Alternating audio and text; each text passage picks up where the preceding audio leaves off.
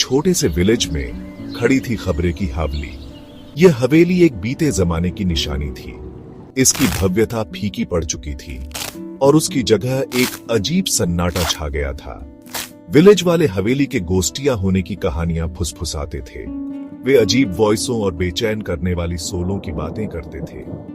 ये एक ऐसी जगह थी जहां डर घने कोहरे की तरह छाया रहता था। हवेली की भव्य संरचना में एक काला इतिहास छिपा था। स्थानीय पीपलों का मानना था कि इस पर कर्स है। बहुत से लोग अंदर की सोलों के कहर के डर से इसके पास जाने की हिम्मत नहीं करते थे।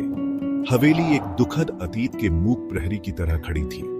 विलेज पर इसकी छाया वेटी पड़ती थी जो उसके रहस्यों की याद हटाती रहती थी।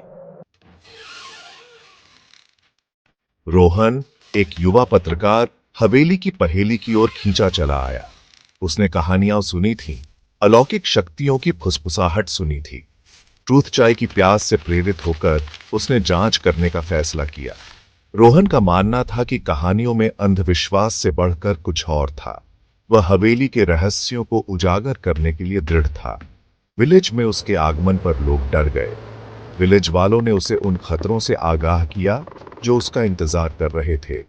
बेफिक्र रोहन ने उनकी चिंताओं को केवल लोक कथाओं के रूप में खारिज कर दिया।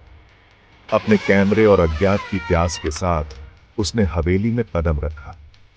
हवा वेटी हो गई, उम्मीद से भरी हुई। रोहन का दिल डर और उत्साह के मिश्रण से धड़क रहा था। सन्नाटा बहरा कर देने वाला था जो उसके अपने कदमों की वॉइस से ही टूट रहा था। वह हवेली की दीवारों के भीतर छिपे सच को सर्चिंगने के लिए दृढ़ था। हवेली का इंटीरियर परछाइयों और धूल का भूल भुलैया था। रोहन ने सावधानी से हर कमरे की सर्चिंग बीन की। उसके कदमों की गूंज सन्नाटे में गूंज रही थी। बासी हवा में सड़ांध की गंध भरी हुई थी। वह अपने ऊपर अनदेखी निगाहों का भार महसूस कर सकता था। जैसे ही उसने आगे बढ़ने का साहस किया, वह एक छिपे हुए कमरे में ठोकर मार गया। कमरे के अंदर एक धूल भरी संदूक में एक पुरानी डायरी रखी हुई थी। इसके पन्ने फीके पड़ चुके थे, फीकी स्याही से भरे हुए थे। यह हवेली के पूर्व मालिक की डायरी थी। जैसे ही रोहन ने पढ़ना शुरू किया, उसके ऊपर रेस्टलेसी छा गई। डायरी में एक प्यार के साथ विश्वासघात और एक तामसिक आत्मा की बात कही गई थी। मालिक ने अपनी पत्नी की जलन की वजह से हत्या कर दी थी।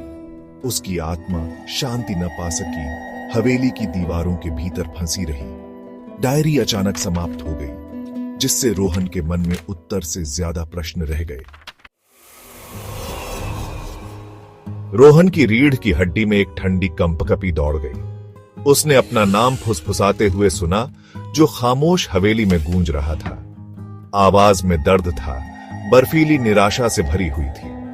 डायरी उसके हाथ से गिर गई और वह घूम गया। आवाज के स्रोत को खोज रहा था। हवा वेटी हो गई, तापमान गिर गया। उसने एक उपस्थिति महसूस की, अनदेखी फिर भी पैल्पेबल। अचानक उसने उसे देखा। उसके सामींदे एक गोस्टिया आकृति प्रकट हुई। उसकी आंखें एक गोस्टिया उदासी से भरी हुई थी। यह उसकी हत्या की गई पत्नी का भूत था। वह रोहन के पास पहुंची।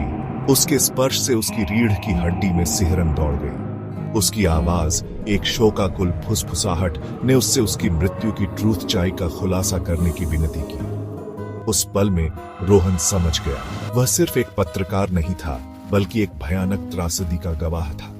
उसने उसकी कहानी को दुनिया के सामींदे लाने, उसे उसके गोस्टिया जेल से मुक्त करने की कसम खाई।